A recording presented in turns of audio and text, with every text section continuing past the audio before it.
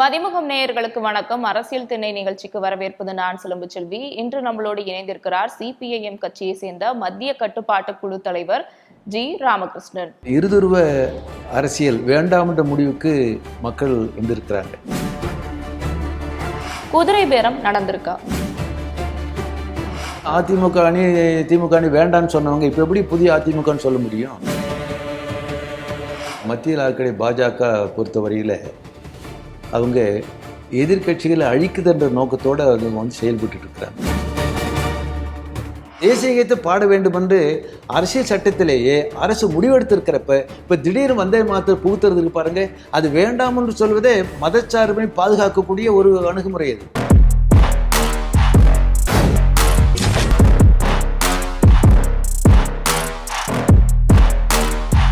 Full Moon sale காலை 9 மணியிலிருந்து இரவு 12 மணி வரை மே 31 ஒரு நாள் மட்டும்.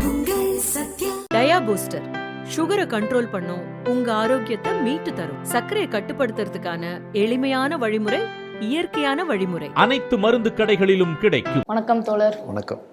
பார்த்திருப்பீங்க, அதாவது ஆந்திராவோட துணை முதல்வர் பவன் கல்யாண் என்ன சொல்லியிருக்காருன்னா, நான் ஃபீல்டில் இருந்து ஒர்க் பண்ணியிருக்கேன், ஆனால் 15 வருஷமா அரசியல் இருக்கேன், என்னால் விஜய் மாதிரி ஒரு வெற்றியை அடைய முடியல, ஆனா விஜய் அதை ஈஸியா அடைஞ்சிட்டாரு, தமிழக மக்கள் ஈஸியா வாய்ப்பு கொடுத்துட்டாங்கன்னு சொல்லியிருக்காரு. இதை பத்தி உங்க கருத்து என்ன? தமிழ்நாட்டில் இந்த இருதுரு அரசியல் வேண்டாம்ன்ற ஒரு விவாதம் என்பது நீண்ட காலமாக நடந்துக்கிட்டு இருக்கு. சொல்லப்போனால் 1972 இப்போ தாவேகா, அதனுடைய தலைவர் விஜய், இப்போ அந்த இருதுரு அரசியல் வேண்டாம், ஒரு மாற்றம் வேணும் என்று சொன்னது வந்து இந்த காலத்தில் அது மக்கள் மத்தியில் அது ரீச் ஆகி அந்த இருதுருவ அரசியல் வேண்டாம்ன்ற முடிவுக்கு மக்கள் வந்திருக்கிறாங்க. அது அவருடைய நடிகராக இருந்த அவருடைய பாப்புலாரிட்டி, அவர் வைத்த முழக்கம், இருந்த அரசியல் சூழலை எல்லாம் சேர்ந்து மக்கள் மத்தியில் திமுக அணியும் வேண்டாம், அதிமுக அணியும் வேண்டாம் என்ற அடிப்படையில் வந்து தாவேகாவுக்கு ஓட்டு போட்டு அவருக்கும் வந்து பெரும்பான்மை கொடுக்கல, ஒரு 108 தொகுதியில் அவர் வெற்றி பெற்றார் என்பது இருக்கிற அரசியல் சூழல், அவர் வைத்த முழக்கம், அது அவருக்கு சாதகமாக அவர் வெற்றி பெற்றிருக்காரு என்பதான் நம்ம வந்து சொல்ல முடியும். ஆனா பவன் கல்யாண் என்ன சொல்றாருன்னா, கட் அவுட்டு ஹாலோகிராம வச்சு விஜய் ஜெயிச்சிட்டாருன்னு சொல்லியிருக்காரு. அப்போ அந்த அளவுக்கு, அதாவது களத்திலேயே இறங்காம வேலை செஞ்சா யார் வேணாலும் ஜெயிச்சிடலாமா அப்படிங்கிற கேள்வியும் எழுதல தோழர். இல்லை, அது வந்து இது முதன்முறை அல்ல. இதை விட ஒரு ஷார்ட் டயத்தில் ஒரு கட்சியை உருவாக்கி ஆட்சி பிடிச்சவர் என்டி ராமராவ்.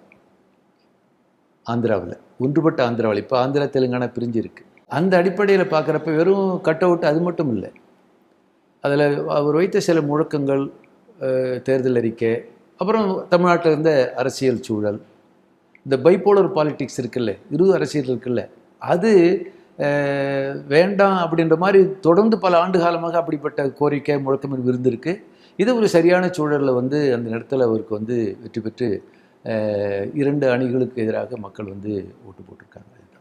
அதே சமயம் திமுகவை சேர்ந்த மு.க. ஸ்டாலின் அவர்கள் உட்பட, எடப்பாடி உட்பட, தாவேகா குதிரை பேர அரசியலை வச்சுதான் 4 அதிமுக எம்எல்ஏக்களை ரிசைன் பண்ண வச்சு தாவேக்கால சேர்த்திருக்குன்னு சொல்லியிருக்காங்க.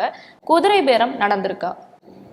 அதாவது சட்டமன்றத்தில் தாவேகா தன்னுடைய ஆட்சி பெரும்பான்மை நிரூபிப்பதற்காக நடந்த வாக்கெடுப்பில் ஒரு அதிமுகவை சார்ந்த 25 எம்எல்ஏக்கள் வந்து அரசாங்கத்தை ஆதரித்து ஓட்டு போட்டாங்க. அது வந்து அதிமுக பொதுச் செயலாளர் வந்து எடப்பாடி பழனிசாமி வந்து சபாநாயகருக்கு கடிதம் கொடுத்து அது விசாரணை பெண்டிங்கில் இருக்குது. அப்பொழுதே நாம் வந்து மார்க்சிஸ்ட் கம்யூனிஸ்ட் கட்சி சார்பாக இது ஒரு ஆரோக்கியமான போக்கல்ன்றதை நம்ம வந்து சொன்னோம். இப்போ இந்த 4 அதிமுக சட்டமன்ற உறுப்பினர்கள் அவங்க தானாக நாங்கள் விருப்பப்பட்டு தான் நாங்கள் போய் ராஜினாமா பண்ணோம், போய் தாவேக்காவில் சேர்ந்தோம் அப்படின்னு சொல்கிறாங்க. யாரும் எங்களை கேட்கல, நாங்கள் வந்து சுயநலத்துக்காக போகலை, விருப்பப்பட்டு தான் ராஜினாமா செஞ்சு சேரும் என்று சொன்னாலும் அது வந்து ஒரு சரியான அணுகுமுறையாக மார்க்சிஸ்ட் கம்யூனிஸ்ட் கட்சி கருதலை ஏற்கலை. உதாரணமாக 2006ஆம் ஆண்டு கலைஞர் தலைமையில் ஆட்சி அமைந்தபோது சட்டமன்றத்தில் பெரும்பான்மை இல்லை. வெளியிலிருந்து பல கட்சிகள் ஆதரவோடு தான் ஆட்சி நீடிச்சது. ஒரு கட்டத்தில் அனிதா ராதாகிருஷ்ணனும் கம்பம் ராமகிருஷ்ணனும், அனிதா ராதாகிருஷ்ணன் அதிமுக, கம்பம் ராமகிருஷ்ணன் மதிமுக, 2 பேருமே அந்த சட்டமன்ற உறுப்பு பொறுப்பை ராஜினாமா பண்ணிவிட்டு தேர்தலில் போட்டிட்டு திமுக ஆதரவோடு வெற்றி பெற்றாங்க. அப்போவே மார்க்சிஸ்ட் கம்யூனிஸ்ட் கட்சி இது ஒரு ஆரோக்கியமான போக்கல்ல, இது சரியானதில்லை அப்படின்னு சொல்லியிருக்கிறோம். அன்னைக்கு சொன்ன கருத்தை இன்னைக்கு அது ஒரு ஆரோக்கியமான போக்கல்ல, அது சரியானதும் அல்ல. ஆனா பதவியேற்ற 15 நாளே இந்த மாதிரி நடந்திருக்குன்னா அந்த இடத்துல குதிரை பேரம்னு ஒண்ணு நடக்காம இருக்கிறதுக்கு வாய்ப்பு இல்லை தோழர். அதாவது அந்த சட்டமன்றத்தில் வாக்கெடுப்பு நடக்கிறப்ப நடந்ததும் இவங்க 4 பேர் இப்படி ராஜினாமா போட்டு போயிருக்கிறதும் இது ஒரு ஏதோ தன்னிச்சையாக தானாக செஞ்சாங்க அப்படின்னு சொல்ல முடியாது. இது சரியானதில்லை என்றால் ஏற்கனவே கட்சியுடைய மாநில செயற்குழு சார்பில் இப்போவும் நான் சொல்ல விரும்புகிறேன், it's not a healthy development. ஆகவே அவங்க சொல்கிறது, அந்த 4 எம்எல்ஏக்கள் சொல்கிறத நம்ம ஏற்றுக்க முடியாதுன்றதான் நான் சொல்ல விரும்புகிறேன். அதே சமயம் ஆதவர்ஜுனா பிரஸ் மீட்ல என்ன சொல்லியிருந்தாருன்னா, ஊழல் இந்த 15 நாள்ல ஒழிஞ்சிருச்சு, நாங்க திமுக கவர்மெண்ட் பண்ண ஊழலை ஒழிச்சிட்டோம், இது தூய்மையான அரசு அப்படின்னு கிளைம் பண்ணிக்கிறாரு. இது எப்படி பாக்குறீங்க? அதாவது 15 நாளையில் அப்படி ஒரு சொல்கிறது ஏற்றுக்க முடியாது. ஏன்னா அவருக்கு இன்னும் இங்கே பதவியேற்கிறே முதலமைச்சராக பொறுப்பேற்றிருக்கிற விஜய் என்ன சொன்னார்னா, எங்களுக்கு அவகாசம் கொடுங்க அப்படின்னு சொன்னார். ஆகவே அவர் 15 நாளில் அப்படி சொல்கிறத அது உங்களுக்கு நம்ம ஏற்றுக்க முடியாது. பொறுத்திருந்து பார்ப்போம். புதிய அதிமுகவை தாவேகா உருவெடுத்திருக்குன்னு அந்த கட்சியை சேர்ந்த ஆதவர்ஜுனா சொல்றாரு. அதுக்கடுத்து இப்போ புதிய அதிமுகவா தாவேகா உருவெடுத்திருக்குன்னு சொல்றாரு ஆதவர்ஜுனா. ஒரு அமைச்சரா இருக்கவரே அதிமுக இருக்கு, ஆனா அதே சமயம் நாங்க புதிய அதிமுகன்னு சொல்றாரு. இது சரிதானா? அது எப்படி சரியா இருக்க முடியும்? நீங்க தாவேக்கான ஒரு கட்சியை ஆரம்பிச்சு அதுக்கு ஒரு சின்னத்தை வாங்கி விசேஷத்தில் போட்டிட்டு வெற்றி பெற்ற பிறகு ஏதோ உங்களுக்கு 4 எம்எல்ஏக்கள் ராஜினாமா பண்ணிட்டு அவங்க தாவேக்கால சேர்றதால, அல்லது சட்டமன்றத்தில் அதிமுக சார்பாக வெற்றி பெற்ற சில உறுப்பினர்கள் இவங்க ஆதரித்து ஓட்டு போட்டாங்கன்றதுக்காக இது புதிய அதிமுக அப்படின்னு சொல்கிறது இல்லாஜிக்கு ஏற்றுக்க முடியாது, சரியானதில்லை. அப்படின்னா இவங்க அதிமுக அணி திமுக அணி வேண்டான்னு சொன்னவங்க இப்போ எப்படி புதிய அதிமுகன்னு சொல்ல முடியும்? அது அவருடைய கருத்து ஏற்புடையதல்ல. அதே சமயம் இந்த 4 எம்எல்ஏக்கள் தாவேக்கால சேர்ந்ததுக்கு பின்னாடி இருந்ததே செங்கோட்டையன் தான் அப்படிங்கிற ஒரு குற்றச்சாட்டு வைக்கப்படுது. இது எப்படி பார்க்குறீங்க? இல்லை, அது யார் பின்னாடி செங்கோட்டையனா யாரா அது எனக்கு நம்ம சொல்ல முடியாது, அது நமக்கு தெரியாது. ஆனால் தானாக தான் இவங்க வந்தாங்க அப்படின்னு ஏற்றுக்க முடியாது.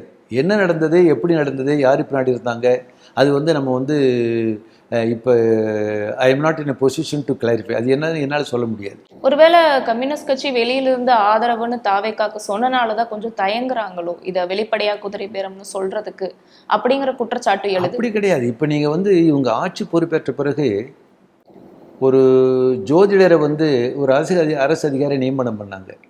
உடனே கண்டித்து எங்கள் கட்சியை அறிக்கை விட்டது.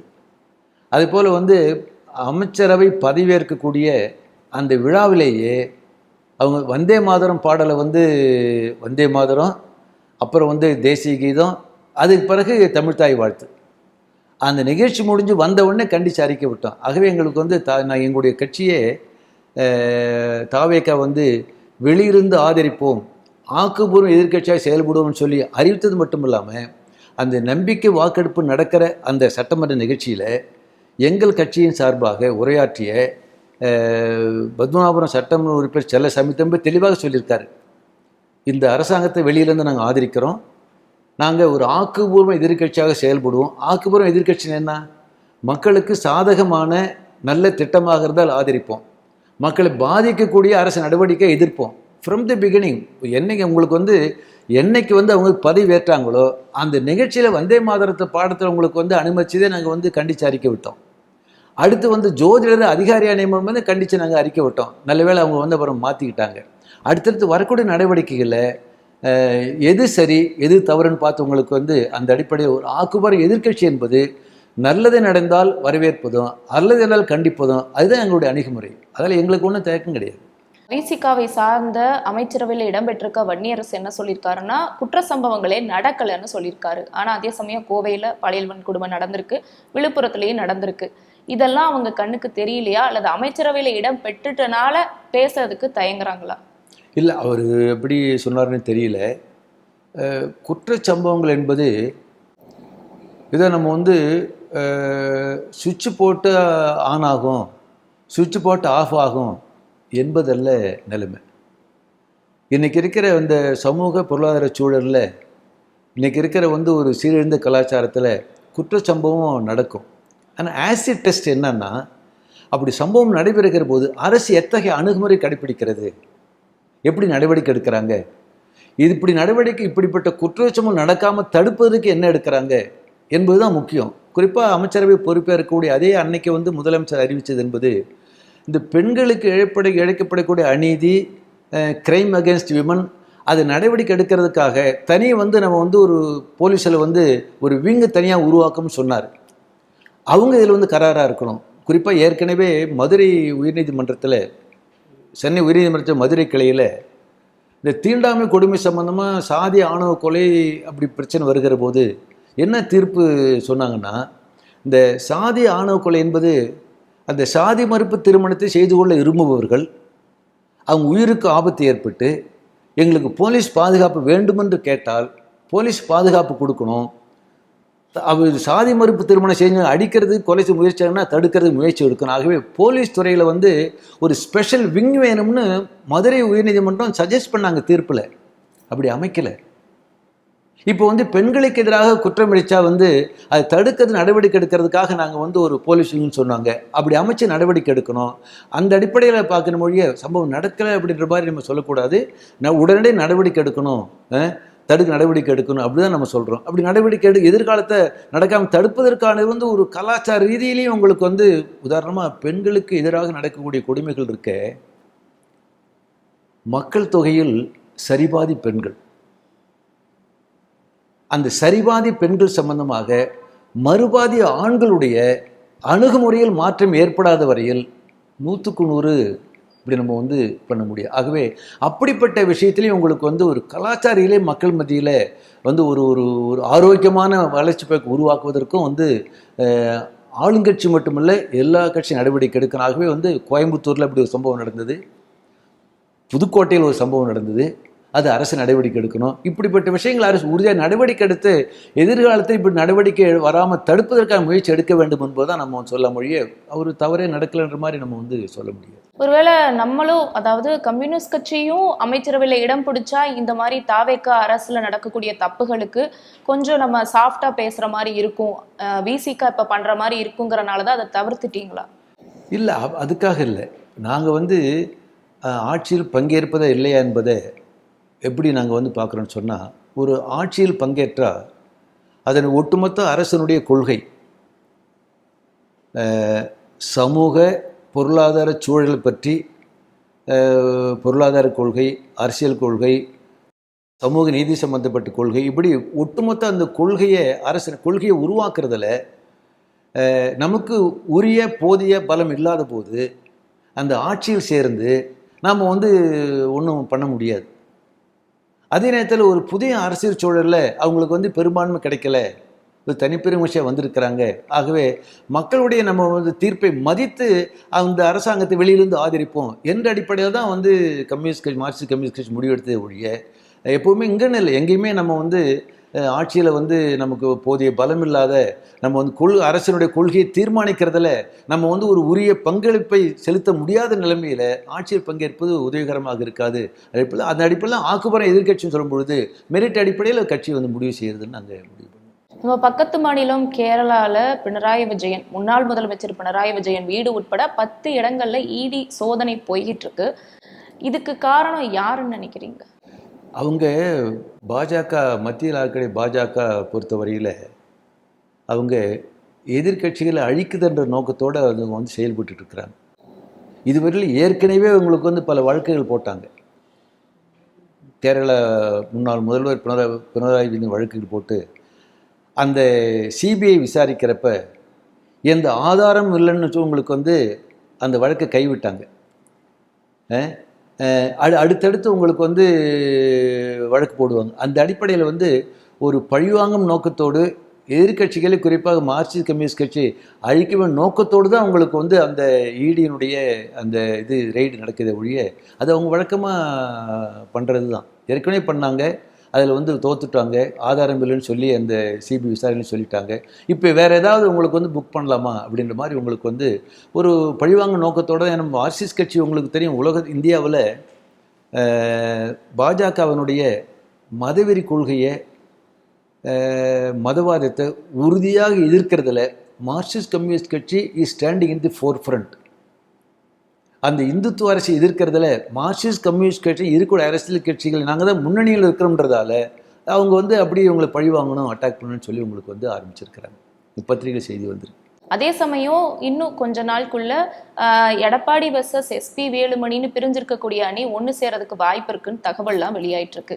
இவங்க 2 பேரும் பிரிஞ்சதுக்கான காரணம் என்ன சொல்லப்பட்டுச்சுன்னா, தாவேக்கால அமைச்சரவைக்கு எஸ்பி வேலுமணி டீமுக்கு தர்றதுக்கு சான்சஸ் இருக்கு அப்படின்னு சொல்லப்பட்டது. இப்ப கொடுக்காம போயிட்டாங்க. அதனால அதிருப்தியில் இருந்தவங்க பேசாம எடப்பாடி கூடயே சேர்ந்துடலாங்கிறனால இந்த முடிவு எடுத்திருக்காங்கன்னு சொல்லப்படுது. அமைச்சரவை கொடுத்து தாவேக்கா ஏமாத்திருக்காங்களா, அதாவது கொடுக்க போறேன்னு சொல்லி ஏமாத்திருக்காங்களா? சட்டமன்றத்தில் 25 பேர் வந்து நம்பிக்கை வாக்கெடுப்பில் இந்த அரசாங்கத்தை ஆதரிச்சது, அப்புறம் இந்த 4 பேர் ராஜினாமா பண்ணுறது, அல்லது அதில் ஒரு பகுதி பேர் வந்து மறுபடியும் எடப்பாடி சந்திச்சிருக்கிறது.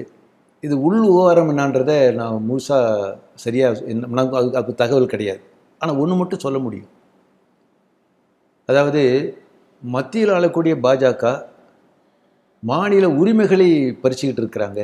மத மோதலை உருவாக்கி மக்களை பிளவுபடுத்தக்கூடிய வேலையில் மத்திய பாஜக ஈடுபட்டு இருக்கிறாங்க. குறிப்பாக வந்து திருப்பரங்குன்றத்தில் எல்லாருக்கும் தெரியும், திருப்பரங்குன்றத்தில் காலங்காலமாக உங்களுக்கு வந்து தீபத்தூணில் இது அந்த தீபத்தூணில் தீபம் ஏற்றுவது கார்த்திகை தீபத்தை நடந்துக்கிட்டே இருக்குது. திடீர்னு அவங்க வந்து ஒரு கலவரத்தை உருவாக்குற முயற்சி பண்ணாங்க. ஆகவே நீங்கள் கல்வியில், கலாச்சாரத்தில், பல்வேறு துறையில் வந்து எப்படி ஒரு நாட்டை ஒரு மோசமான, இப்போ பார்த்தீங்கன்னா உங்களுக்கு வந்து மேற்கு வங்கத்தில் ஆட்சிக்கு வந்த சில நாட்கள்லேயே அந்த மாநில பாஜக அரசு என்ன வந்து ஒரு ஜியோ போட்டிருக்காங்கன்னா, மதரசா பள்ளிக்கூடங்களில் வந்தே மாதரம் பாடுவதை கட்டாயமாக்கிட்டாங்க. 2, அந்த எஸ்ஐஆரில் யார் பேர் இடம்பெறலையோ அவர்களுக்கு வந்து அரசு நலத்திட்டங்களை வந்து அமலாக்க மாட்டோம், ரேஷன் கார்டு கேன்சல் பண்ணணும் அப்படின்னு பெங்கால்லையும் அஸ்ஸாம்லேயும் முடிவெடுத்திருக்காங்க. இது இந்தியா பூரா அவங்க செஞ்சுக்கிட்டு இருக்கிறது. எப்படி உங்களுக்கு வந்து டெல்லியில் அந்த அரசு சீர்குலைச்சாங்க. அப்படிப்பட்ட கட்சியோடு வந்து அதிமுக உடன்பாடு வைத்ததும் போட்டியிட்டதும். ஆகவே உங்களுக்கு வந்து ஒரு ஒரு திராவிட கட்சின்னு வரும்பொழுது அந்த அடிப்படையில் அதிமுக எடுத்த அந்த பாஜக உடன்பாடு ஏற்பட்டது பாருங்கள். அப்படி கொள்கையற்ற அந்த கூட்டு, அந்த உடன்பாடு, அதில் ஏற்பட குழப்பம்தான் வந்து உங்களுக்கு வந்து அதில் வேலுமணி அல்லது மற்றவங்க, அது முக்கியமான காரணம் அதுதான். அதுக்குள்ளே மற்றபடி வாரம் யாரு தோணும் சொல்ல முடியாது. பட் பேசிக் இது வந்து உங்களுக்கு வந்து ஒரு பாஜகவோட கொள்கையற்ற கூட்டணி உருவாக்கும் விளைவாக தான் இன்றைக்கி அந்த கட்சியில் வந்து குழப்பம் இருந்துகிட்டு இருக்கு. பாஜகவை கம்யூனிஸ்ட் கட்சிகள் தொடர்ந்து எதிர்த்துட்டு வர்ற சூழ்நிலையில இந்த ஒரு கேள்வி எழுது. மும்மொழி கொள்கையை சிபிஎஸ்சியில் அமல்படுத்துறதுக்கு சொல்லியிருக்காங்க. அதை எதிர்த்து அண்ணாமலை அவர்கள் இப்போ ட்வீட் ஒன்று போட்டிருக்காரு. இப்போ தமிழக பாஜகக்குள்ளேயே 2 அணியா பிரிய போறாங்களா, இல்லை உட்கட்சி பூசல் நடந்துட்டு இருக்கா? இது எப்படி பார்க்குறீங்க? பாஜகவில் என்ன நடக்குதுன்னு தெரியல. ஆனால் பாஜகவில் சில ஆண்டுகள் தலைவராக இருந்தவர், இன்றைக்கும் தமிழ்நாட்டில் பாஜகவின் தலைவர்கள் ஒருவராக இருக்கக்கூடிய அண்ணாமலை வந்து இந்த மும்மொழி கொள்கை எதிர்க்கிறது வந்து எதிர்த்து அறிக்கை விட்டிருக்கார். நல்லது தான். குறிப்பாக வட மாநிலங்களிலேயே சிபிஎஸ்சி பள்ளிக்கூடங்களில் 9ஆவதுலேருந்து ஒரு 3வது மொழி ஹிந்தியை படிக்கணும் அப்படின்னு சொல்லி உங்களுக்கு விரும்புது என்பது அந்த மாநிலத்தில் இருக்கக்கூடிய சிபிஎஸ்சி ஸ்கூலில் படிக்க குழந்தைகளுடைய பெற்றோர்கள் வந்து கோர்ட்டில் வழக்கு போட்டிருக்காங்க. தமிழ்நாட்டில் மும்மொழி கொள்கையை ஏற்க முடியாதுன்னு சொல்கிறது ஒன்றும் பெரிய பிரச்சனை இல்லை. ஆகவே ஒரு அங்கே அது அடுத்து என்ன வருதுன்னு சொன்னால், மத்திய அரசாங்கம் ஏற்கனவே வந்து சில பள்ளிக்கூடங்களை விருப்ப மொழியாக, அதாவது ஆங்கிலம், அப்புறம் ஒரு ரீஜனல் லாங்குவேஜ் ஹிந்தியாக இருக்கலாம், தமிழாக இருக்கலாம், அதுக்கு அடுத்ததாக விருப்பமாக சில மொழிகளை படிச்சுட்டு இருக்கிறாங்க. ஜெர்மன் மொழி படிச்சிருக்கிறாங்க, ஃப்ரெஞ்சு மொழி படிச்சு. இப்போ நீங்கள் பாண்டிச்சேரியில் ஏற்கனவே பாண்டிச்சேரி வந்து புதுச்சேரி யூனியன் பிரதேசம் ஃப்ரெஞ்சு காலனியாக இருந்ததால் ஃப்ரெஞ்சு மொழி இதுவரையில் இருந்தது, சிபிஎஸ்சி ஸ்கூலில் விருப்ப பாடமாக இருந்தது. இப்போ வந்து ஃப்ரெஞ்சு கூடாது அப்படின்னு சொல்லிட்டாங்க. அப்போ என்ன வருதுன்னு சொன்னால், இந்திய மொழிகளில் 2இல் 1 இந்திய மொழிகள்னு சொல்லிட்டு அநேகமாக நீங்கள் வந்து வட மாநிலங்களில் இந்தியா பூரா உங்களுக்கு வந்து 3வது மொழின்னு சொல்லுகிற போது அவங்க வந்து ஹிந்தி அடுத்தபடியாக சான்ஸ்கிரிட்டை புகுத்துறதுக்காக இப்படிப்பட்ட கொள்கை கடைப்பிடிக்கிறாங்க. நான் சொன்னேன், வட மாநிலங்களில் சிபிஎஸ்சி படிக்கக்கூடிய மாணவர்களுடைய பெற்றோர்களே 9th ஸ்டாண்டர்டில் வந்து இப்படி நீங்கள் வந்து ஒரு 3வது மொழியை 3rd லாங்குவேஜ் வந்து புகுத்துறதை வந்து எதிர்த்து கோர்ட்டில் வழக்கு போட்டிருக்கிறாங்க. அதெல்லாம் சூழலை பார்த்து அண்ணாமலை சொல்ல ஏன்னா நோக்கம் நான் கண்டுபிடிக்க முடியும். அவன் சொல்கிறது கரெக்டு. தமிழ்நாட்டில் பொறுத்தவரையில் இப்போ இன்னைக்கு வந்து ஆட்சி அமைச்சு அதிகாரத்துக்கு வந்திருக்கிற தாவேக அரசாங்கம் என்ன சொல்லியிருக்காங்கன்னா, கல்வியமைச்சர் சொல்லியிருக்காரு, தமிழ்நாட்டில் 2 கொள்கை தான், 3 கொள்கை ஏற்றுக்க மாட்டேன்னு சொல்லி அவர் பள்ளிக்கல்வி அமைச்சர் அறிவிச்சிருக்காரு. ஆனா இந்த இடத்துல ஒரு கேள்வி எழுதுல தோழர், இதுக்கு முன்னாடி இருந்த டிஎம்கே கவர்மெண்டா இருந்தாலுமே மு.க. ஸ்டாலின் அவர்களே ஸ்ட்ரைட்டா மத்திய அரசுக்கு கண்டனம் தெரிவிப்பாரு. ஆனா இந்த தாவேக அரசை பொறுத்த வரைக்கும் பள்ளிக்கல்வித்துறை அமைச்சர் தான் அதை சொல்லியிருக்காரு. விஜய் ஒரு பொழுதும் சொல்லல. அப்போ விஜய் பின்வாங்குறாரா அல்லது மத்திய அரசை சாஃப்டா டீல் பண்றாரான்னு தோணுதுல. அதாவது நீங்க வந்து இந்த அரசின் சார்பாக மத்திய அரசாங்கத்தினுடைய ஒரு கொள்கையை கண்டித்து அறிக்கை விடும் பொழுது அது முதலமைச்சர் சொல்கிறாரா கல்வி அமைச்சர் சொல்கிறாரான்னு அதுக்கு எனக்கு வித்தியாசமாக இருக்க மாதிரி தெரியல. இப்போ உதாரணமாக வந்து இந்த ஒரு 69% இடஒதுக்கீடு வந்து அது சம்பந்தம் வழக்கு வந்து உச்சநீதிமன்றத்தில் நடந்துகிட்டு இருக்கு. அதுக்கு ஆபத்து ஏற்பட்டு விடக்கூடாது, தமிழ்நாட்டில் இடஒதுக்கீடு இருக்குது, நடைமுறை பாதுகாக்கணும். அந்த அடிப்படையில் வந்து நம்ம சட்டத்துறை வழக்கறிஞர்கள் வந்து மத்திய அரசு அந்த நீதிமன்றத்தில் நமக்காக வாதாடணும், பாதுகாக்கணும்னு சொல்லி முதலமைச்சருடைய அறிக்கை வந்திருக்கு. ஆகவே இந்த அறிக்கை வந்து முதலமைச்சரா அல்லது கல்வி அமைச்சரா இல்லை, அரசின் சார்பாக, கல்வி அமைச்சர் விட்டாலும் அரசனுடைய கொள்கை தான், முதலமைச்சர் அரசின் சார்பாக வந்து 2 கொள்கை தான், 3 கொள்கை ஏற்றுக்கொள்ள மாட்டோம்னு சொல்றதுமே நல்ல, அது உறுதியாக நிற்கணும் அவங்க. அடுத்து வரக்கூடிய உள்ளாட்சி தேர்தல், நாடாளுமன்ற தேர்தல் எல்லாம் கம்யூனிஸ்டுகள் கண்டிப்பா தாவேகாவோட கூட்டணி போறதுக்கு வாய்ப்பு இருக்குன்னு சில தகவலும் வெளியாயிட்டு இருக்கு. அது உண்மைதானே? ஏன்னா காங்கிரஸ் முன்னாடியே சொல்லிட்டாங்க கண்டிப்பா உங்களோட கூட்டணி வைப்போம் அப்படின்ட்டு. அந்த மாதிரி கம்யூனிஸ்டுகள் ஸ்டாண்ட் எடுப்பாங்களா? நாங்கள் இந்த அரசாங்கத்தை ஆதரித்தது என்பது, வெளியிருந்து ஆதரிப்பது என்பது நல்ல நடவடிக்கையாக இருந்தால் ஆதரிப்போம், மக்களுக்கு பாதகமாக இருந்தால் எதிர்ப்போம்னு சொல்லியிருக்கிறோம். அதுதான் எங்களுடைய லைனு. பொதுவாக உள்ளாட்சி மாதிரி தேர்தல், அடுத்து வர நாடாளுமன்ற தேர்தலாம் வந்து கட்சியுடைய மாநில குழு முடிவெடுக்கும். அது இப்போ அதை பற்றி நம்ம வந்து பேச வேண்டிய அவசியம் கிடையாது. இதே மத்திய அரசு கொண்டு வரக்கூடிய சில முக்கியமான திட்டங்களுக்கு தாவேகா சாஃப்டா டீல் பண்றாங்க. இப்போ நம்ம தமிழ் தாய் வாழ்த்து கூட தொடர்ந்து பாடப்பட்டுச்சு. அதுக்கு நம்ம கண்டனம் தெரிவிச்சிருந்தோம், கம்யூனிஸ்ட் கட்சிகள் கண்டனம் தெரிவிச்சிருந்தோம். இருந்தாலும் இந்த போக்கு விஜய் தொடர்ந்து எடுக்கிறாரு, அதாவது மத்திய அரசை சாஃப்டா எதிர்த்துட்டு இருக்காரு அப்படின்னா கம்யூனிஸ்ட் கட்சிகள் வெளியிலிருந்து ஆதரவு கொடுக்கறத பின்வாங்கிடுவாங்களா இல்லை அதே ஸ்டாண்ட்ல தான் இருப்பாங்களா? இல்லை, அதாவது நம்பிக்கை வாக்கெடுப்பில் நாங்கள் வந்து ஆதரித்தோம் அதாவது வெளியிலிருந்து ஆதரிப்பு என்ன அர்த்தம்? அமைச்சரவையில் சேராமல் நம்பிக்கை வாக்கெடுப்பு நடைபெறுகிற போது அந்த ஆட்சி அமைச்சது நம்பிக்கை வாக்கெடுப்பில் வெற்றி பெற வேண்டும் என்பதற்காக நம்ம ஆதரித்து ஓட்டு போட்டோம். அது இல்லாமல் வெளியிலிருந்து நல்ல நடவடிக்கையாக இருந்து ஆதரிப்போம், பாதகம் வந்து எதிர்ப்பண்ண, அப்படிப்பட்ட அணுகுமுறை கடைப்பிடிச்சிட்டு இருக்கிறோம். ஒவ்வொரு எல்லா பிரச்சனையும் அவங்க அமைச்சரவை பதவியேற்ற அந்த தேதியில் இந்த தேதி கடைப்பிடிச்சிட்டு இருக்கிறோம். 1-2 விஷயத்தை என்ன சொல்ல விரும்புகிறேன்னு சொன்னால், இப்போ அநேகமாக இதில் வந்து 1-2 அமைச்சர்களை தவிர, செங்கோட்டை மாதிரி சில அமைச்சர்களை தவிர பெரும்பான்மையானவர்கள் முதன்முறையாக சட்டமன்ற உறுப்பினர்கள் வந்திருக்கிறாங்க, முதன்முறையாக அமைச்சர்களாக பொறுப்பேற்றிருக்கிறாங்க. இந்த அரசு நிர்வாகத்தில் ஐஏஎஸ் அதிகாரிகள் ஆலோசனை என்பது கொடுப்பாங்க. அரசு ஐஏஎஸ் அதிகாரிகள் இல்லாமல் அரசு நிர்வாகத்தை நடத்த முடியாது.